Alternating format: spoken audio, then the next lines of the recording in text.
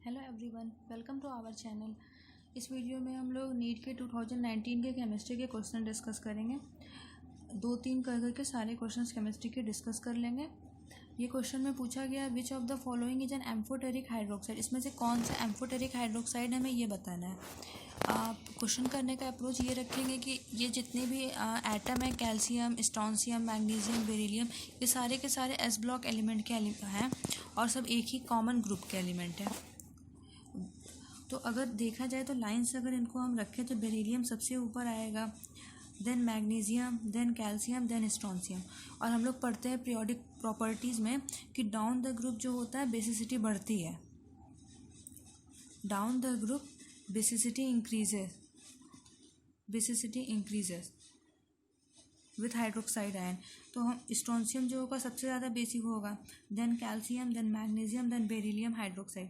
यहाँ से हमें पता चल गया कि बेरिलियम हाइड्रोक्साइड वो जो है लीस्ट बेसिक है, लेकिन बेसिक तो है क्योंकि वो फॉर्मेशन जो हो रहा है हाइड्रोक्साइड का वो मेटल के द्वारा हो रहा है, तो मतलब लीस्ट बेसिक है। तो ये एसिड की तरह भी बिहेव कभी कभी करता होगा, क्योंकि ये तीनों तो नहीं कभी भी एसिड की तरह बिहेव करेंगे, क्योंकि ये तीनों बहुत ज़्यादा स्ट्रॉन्ग बेस हैं।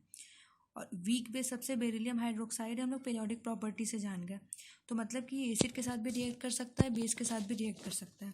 और इसका एग्जांपल एक रिएक्शन देख लेते हैं जिससे कंफर्म हो जाएगा कि बेरिलियम हाइड्रोक्साइड एसिड और बेस दोनों की तरह एक्ट करता है।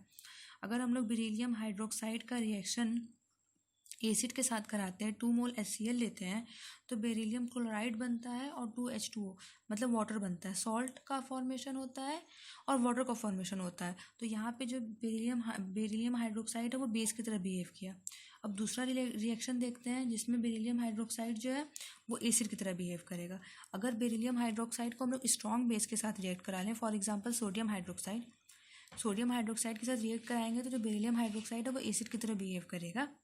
तो यहाँ पे जो फॉर्मेशन होगा वो एक कॉम्प्लेक्स का फॉर्मेशन होगा, BeOH4 इसका फॉर्मेशन होगा, कॉम्प्लेक्स सॉल्ट का फॉर्मेशन होगा। तो यहाँ एसिड की तरह बिहेव कर रहा है, यहाँ बेस की तरह बिहेव कर रहा है। डैट मीन्स कि बेरिलियम हाइड्रोक्साइड एसिड और बेस दोनों की तरह बिहेव कर सकता है। और एम्फोटेरिक हम उन्हीं को कहते हैं जो ऐसे हाइड्रोक्साइड जो एसिड और बेस दोनों की तरह बिहेव कर सकते हैं। मतलब कि एम्फोटेरिक वो चीज़ के लिए वो वर्ड है जो उन कंपाउंड के लिए यूज़ करते हैं जिसमें कि जो कि एसिड और बेस दोनों की तरह बिहेव कर सकते हैं।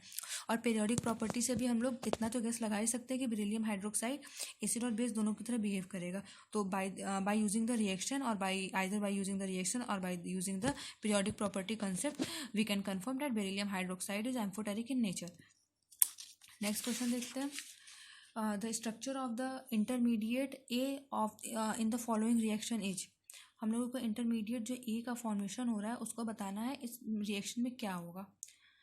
और मतलब ए जो होगा ये जो ये कंपाउंड है ये ऑक्सीजन के साथ रिएक्ट करके ए का फॉर्मेशन करेगा। ए जो होता है हाइड्रोलिसिस होकर वो फिनॉल और एसीटोन का फॉर्मेशन करेगा। तो हमें बताना है कि ए क्या होगा कि उसका हाइड्रोलाइज करेंगे तो फिनॉल और एसीटोन का फॉर्मेशन होगा और on oxidation with this compound. तो हमको ये बस बताना है इसका स्ट्रक्चर क्या होगा। तो हमको ये रिएक्शन कंप्लीट करना है। तो हम लोग देखते हैं ये क्यूमीन है, तो अगर हम लोग एक लेते हैं CH3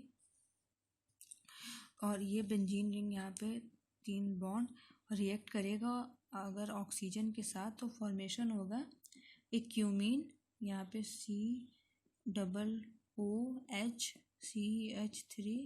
CH3 इसको हम लोग बोल सकते हैं cumene hyper peroxide, cumene hydro peroxide. नाम याद करने की कोई नीड नहीं है, पर इसका नाम याद कर लीजिए, क्यूमीन होगा। और ये ऑक्सीजन के साथ रिएक्ट करेगा तो इस तरह का कंपाउंड का फॉर्मेशन करेगा। उसके बाद जब इसका हम लोग हाइड्रोलाइज करेंगे तो ये जो होगा वो फिनॉल और एसीटोन का फॉर्मेशन करेगा। तो जो इंटरमीडिएट कंपाउंड होगा वो हमारा क्यूमीन हाइड्रो परऑक्साइड होगा। तो जो ऑप्शन सेकंड है, second is the right answer, क्योंकि सेकंड में क्यूमीन हाइड्रो परऑक्साइड का फॉर्मेशन हो रहा है। ये थोड़ा टिपिकल रिएक्शन है, कोई ना नेम रिएक्शन है और ना ही कोई रिएजेंट का यूज़ है, ये बस जनरल पता होना चाहिए कि ऐसे होगा। नेक्स्ट क्वेश्चन देखते हैं, नेक्स्ट क्वेश्चन नंबर 20 देखते हैं। The magnetic and paramagnetic ions are tetrahedral due to. हमें बताना है मैग्नेटिक और पर मैग्नेटिक जो है टेट्राहेड्रल आयंस। तो अगर हम लोग पहला पढ़ें तो the pi bonding involves overlap of p orbitals of oxygen with A d orbital of manganese.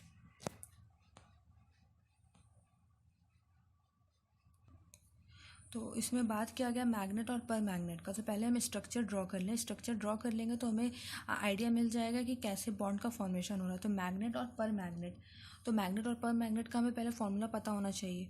तो जो मैग्नेट होता है उसका फॉर्मूला होता है MnO4-2, MnO4-2 होता है। और पर मैग्नेट का फॉर्मूला होता है MnO4-1। ये दोनों फॉर्मूला होता है। तो अब हमें बस स्ट्रक्चर ड्रॉ करना है। तो स्ट्रक्चर अगर ड्रॉ करेंगे MnO-2 है, O-, दोनों का ही टेट्राहेड्रल स्ट्रक्चर होता है। ये तो क्वेश्चन में ही गिवन है। तो Mn डबल बॉन्ड O-। तो हम जब दोनों का स्ट्रक्चर ड्रॉ कर लिए तो हमें चारों स्टेटमेंट में बताना है। तो जो बी वाला बोला गया option there is no pi bonding, तो हमें स्ट्रक्चर से ही दिख रहा है कि गलत स्टेटमेंट है कि क्वेश्चन में बोला जा रहा है there is no pi bonding. तो ऐसा तो है ही नहीं कि पाई बॉन्डिंग है नहीं। यहाँ पे 2 है, यहाँ पे 3 है, तो स्टेटमेंट 2 तो गलत हो गया। स्टेटमेंट 3 देखते हैं। The pi bonding involves overlap of p orbital of oxygen with p orbital of manganese. तो p ऑर्बिटल ऑफ ऑक्सीजन का है वो तो बात सही है, p ऑर्बिटल ऑक्सीजन का इन्वॉल्व है, क्योंकि जो ऑक्सीजन का वैलेंस शेल होता है वो होता है 2s2 2p4। जो p ऑर्बिटल होता है वही इन्वॉल्व होता है बॉन्डिंग में, p ऑर्बिटल ही इन्वॉल्व है बॉन्डिंग में। तो ये बात तो सही है। लेकिन जो d होता है, d का p ऑर्बिटल इन्वॉल्व नहीं होता है, क्योंकि d का जो वैलेंस शेल इलेक्ट्रॉन होता है वो जो होता है उसमें d ऑर्बिटल होता है, d5 होता है, d5 होता है। तो d ऑर्बिटल नहीं इन्वॉल्व हो सकता है। तो 3d5 होता है, तो d ऑर्बिटल इन्वॉल्व ही नहीं होगा। p ऑर्बिटल इन्वॉल्व नहीं है, बल्कि मैग्नीज का जो है वो d ऑर्बिटल इन्वॉल्व है। 1 2 3 4 5। तो ये भी गलत हो गया स्टेटमेंट। सी वाला भी, डी वाला बोला गया था the pi bonding involves overlap of d orbitals of oxygen with d orbital of manganese. और यहीं से इसमें भी देखे हैं कि ऑक्सीजन का d ऑर्बिटल में इलेक्ट्रॉन ही नहीं होता है। पहली बात तो यही है, ऑक्सीजन का वैलेंस शेल p पे ही खत्म हो जाता है। तो ऑप्शन 4 भी गलत है। और ऑप्शन 1 में बोला गया था the pi bonding involves overlap of p orbitals of oxygen with d orbital of manganese. अगर वैलेंस शेल से हम देखें तो हमें तुरंत पता चल जाएगा कि वैलेंस शेल जो लास्ट इलेक्ट्रॉन जो फिल होता है जिस ऑर्बिटल में, ऑक्सीजन का p ऑर्बिटल में फिल होता है और मैग्नीज के d ऑर्बिटल में फिल होता है। और जो वैलेंस शेल होते हैं वही बॉन्ड फॉर्मेशन में इन्वॉल्व होते हैं। तो बॉन्ड फॉर्मेशन में जो p ऑर्बिटल ऑक्सीजन का इन्वॉल्व होगा और d ऑर्बिटल मैग्नीज का इन्वॉल्व होगा, इसलिए जो ऑप्शन 1 होगा वो राइट आंसर होगा। इस तरह करके धीरे धीरे करके हम लोग सारे क्वेश्चन 2019 और सारे प्रीवियस ईयर क्वेश्चन नीट के अपलोड कर दिए जाएंगे। लेकिन आपको सजेशन है कि आप जेई मेंस के भी क्वेश्चन देख लीजिए, क्योंकि जेई मेंस के क्वेश्चन कई बार नीट में रिपीट किए जाते हैं और वो कंसेप्चुअल क्वेश्चंस भी बहुत ज़्यादा होते हैं। And thanks for watching this video. If you like this video please subscribe my channel. Once again thank you.